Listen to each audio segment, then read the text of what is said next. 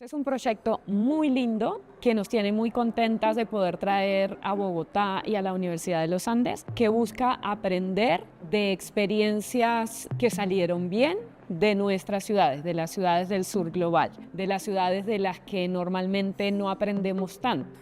As cidades do sul global e também mais especificamente as cidades latino-americanas, elas são muito diversas. Eu acho que isso é importante destacar. Ao mesmo tempo, a gente vê que as cidades da América Latina em particular passaram por processos de gestão urbana neoliberal que marcou muito vários dos problemas sociais que se vêem nas cidades e uma polarização social que está muito presente em todas as cidades latino-americanas. Cuando hablamos de política urbana o de cambios urbanos, enseguida hablamos de alcaldes, planeadores urbanos, políticos, pero muchas veces esas historias de cambio transformativo tienen que ver con movimientos que llevan años peleando por algo, pero que finalmente se logran conectar con el Estado.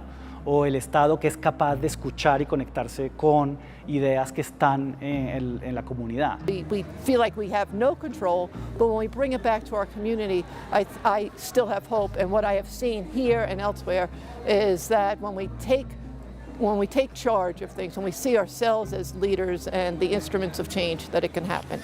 Coming to global South cities, we can learn a lot, and for me particularly, is understanding how they use urban planning processes. I think in Belfast, it's most orientated to securing development at any cost to help the economy.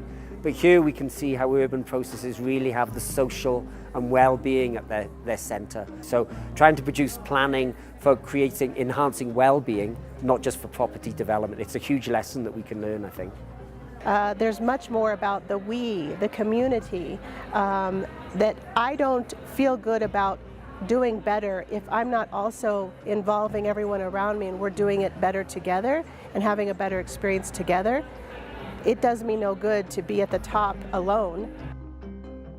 Si contamos historias no nos morimos nunca y todos sabemos contar historias. En el mundo del sur global y en lo popular, contar historias es maneras de hacer soberano culturalmente sobre sus vidas. Contar historias es producir conocimiento, contar historias es seducir el mundo.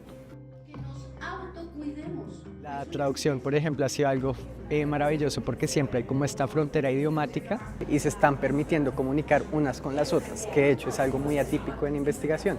Usualmente se queda a nivel de los investigadores y siempre en inglés, incluso cuando se dialoga entre los mismos países de América Latina.